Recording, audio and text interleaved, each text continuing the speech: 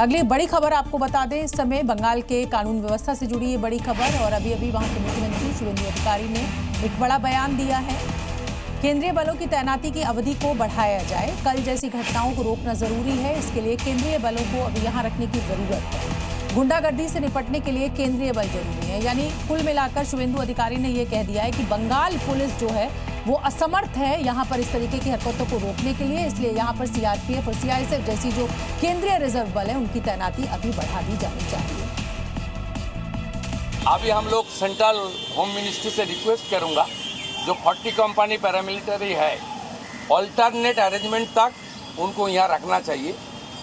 नहीं तो हमारी मैन पावर इतना शॉर्टेज हो जाएगा, ये उपद्रवी को मौका मिल जाएगा। शुवेंदु सरकार बनने के 9 दिनों के अंदर ऐसे फैसले लिए गए हैं जो जनता के हित में दिख रहे हैं। हालांकि कुछ कट्टरपंथियों को इन फैसलों का वो विरोध करते सुनाई दे रहे हैं, लेकिन बंगाल की सत्ता संभालने के साथ ही शुवेंदु अधिकारी ने बंगाल के विकास की बात कही है और ऐसा लग रहा है कि वो उसे पूरा करने के लिए प्रतिबद्ध है। एक तरफ घुसपैठियों के खिलाफ एक्शन जारी है तो दूसरी तरफ आज 7वां वेतनमान लागू कर दिया गया है और अतिक्रमण पर बुलडोजर प्रहार भी लगातार चल रहा है। वहीं 1 जून से अन्नपूर्णा भंडार का अनुमोदन भी किया गया है।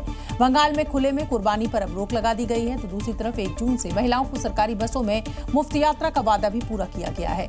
जाति प्रमाण पत्र फिर से वेरीफाई करने के निर्देश दिए गए हैं तो वहीं महिलाओं को 3000 रुपए आर्थिक मदद 1 जून से शुरू हो जाएगी। भ्रष्टाचार के खिलाफ जीरो टॉलरेंस की नीति पर काम जारी है तो अन्नपूर्णा भंडार का पैसा देने का फैसला भी अब सरकार ने लिया है। पश्चिम बंगाल में शुवेंदु सरकार ने नियम कायदों का पालन करने को तो कहा ही है, कुछ मौलानाओं ने इसको धार्मिक रंग दिया है।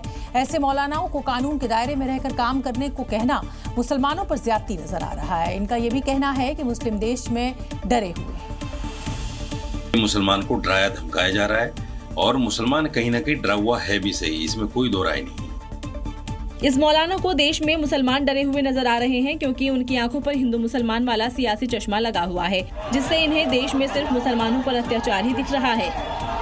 इन्हें बंगाल में पत्थरबाजी करने वालों का धर्म नहीं दिखता। ये नहीं दिखता कि वहाँ नियम कायदों से रहने के लिए कहने पर किस कदर तांडव मचाया जा रहा है। इस मौलाना को सिर्फ अपना एजेंडा चलाना है।